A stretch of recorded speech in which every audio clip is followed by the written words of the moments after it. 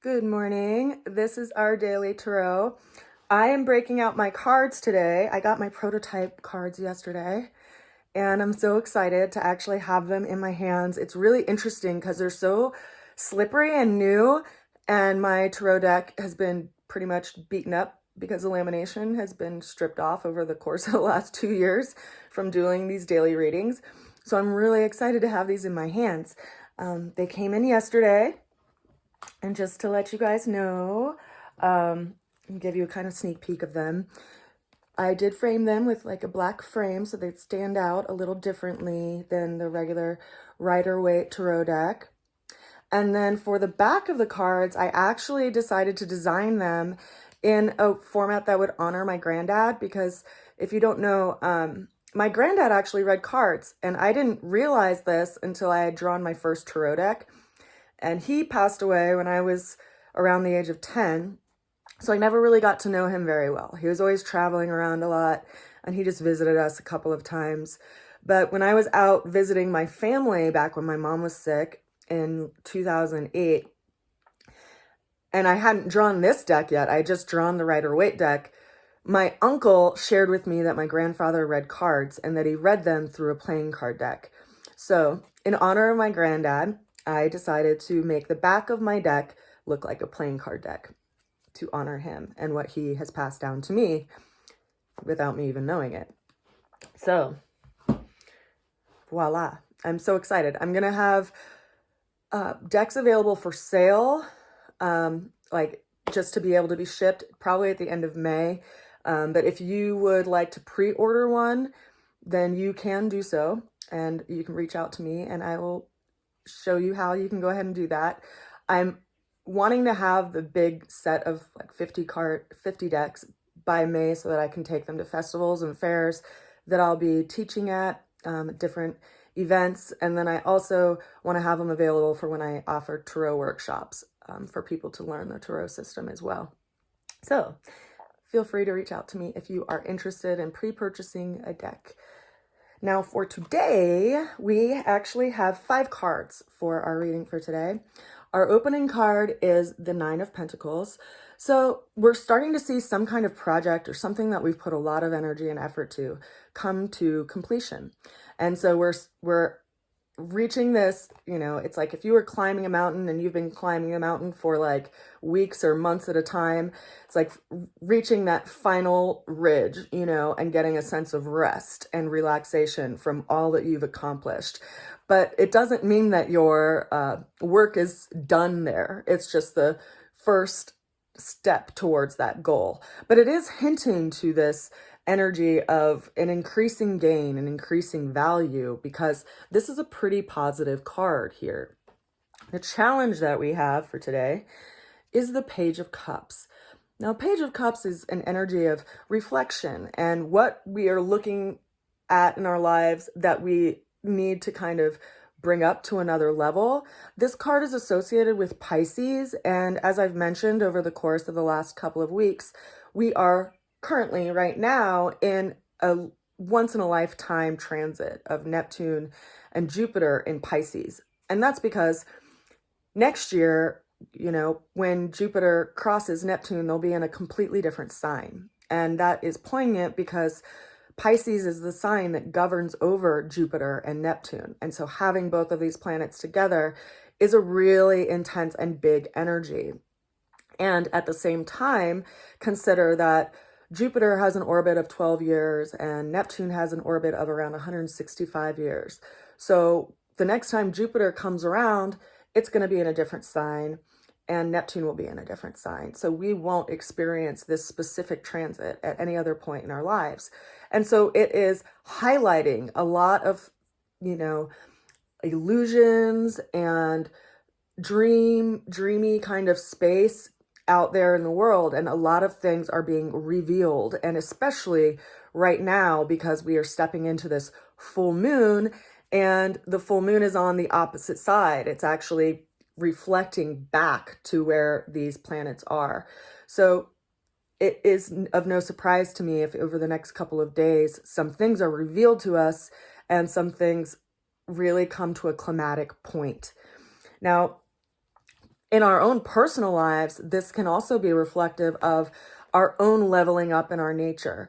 You know, like if you get to a point where, for instance, if it's a business, you know, attainment or something that some project that you've been able to actually finalize, once you get there, you're now a new version of yourself.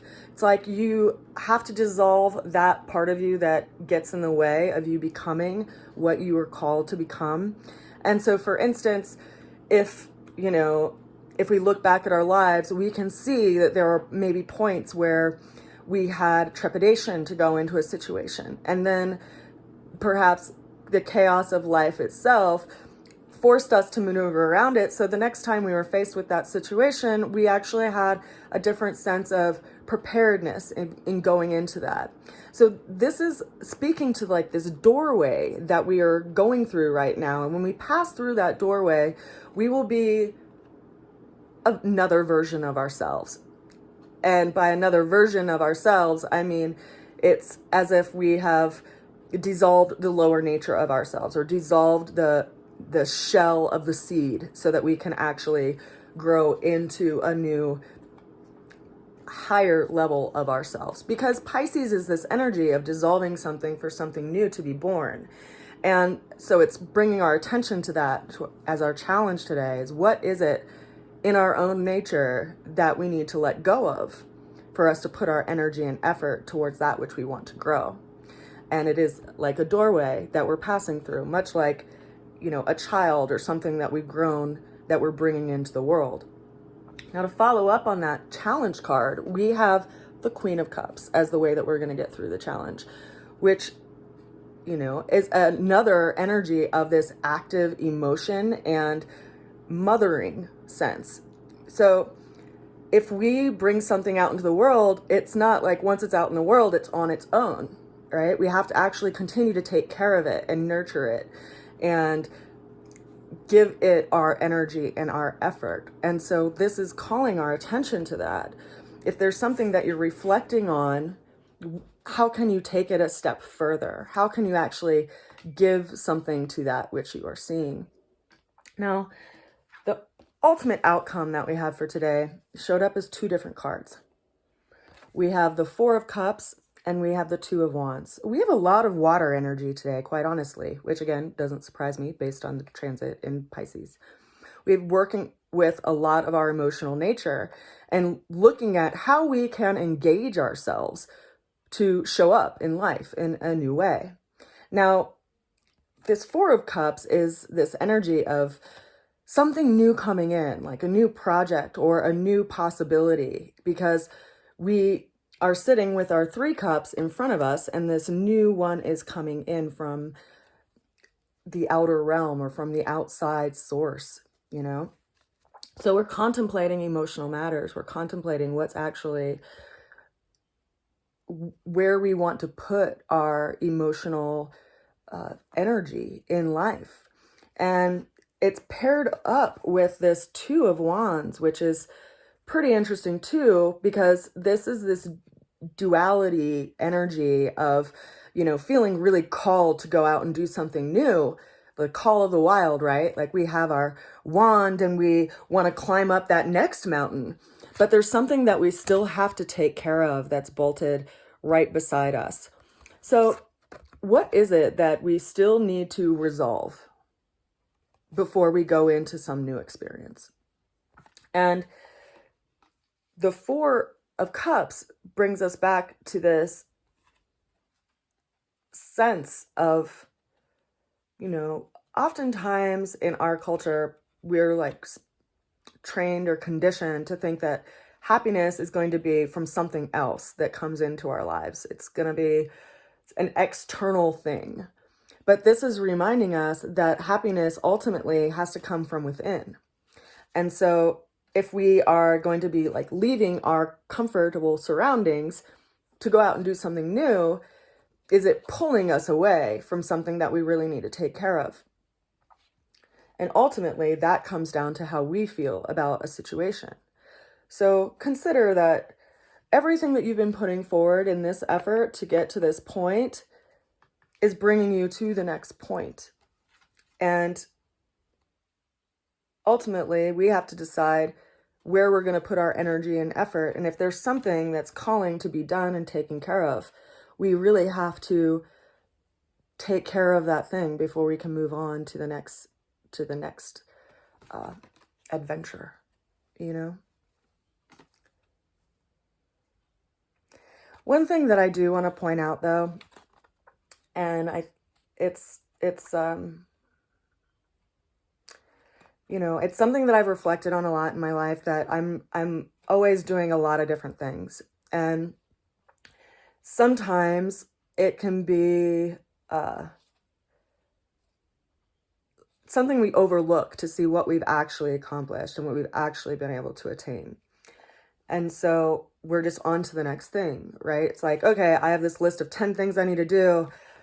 Check this off, I'm on to the next thing. But we never actually get to take the time to really appreciate what we've gone through and what we've accomplished. So perhaps that's what we need to do before we move on to the next thing, you know,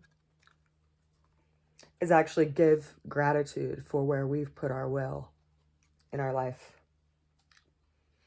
Interesting stuff. I'm a sappy tree today because I'm just so touched by these being in my hands. I never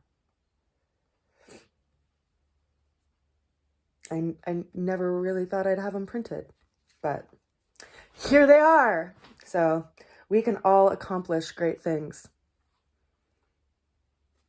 I know we can.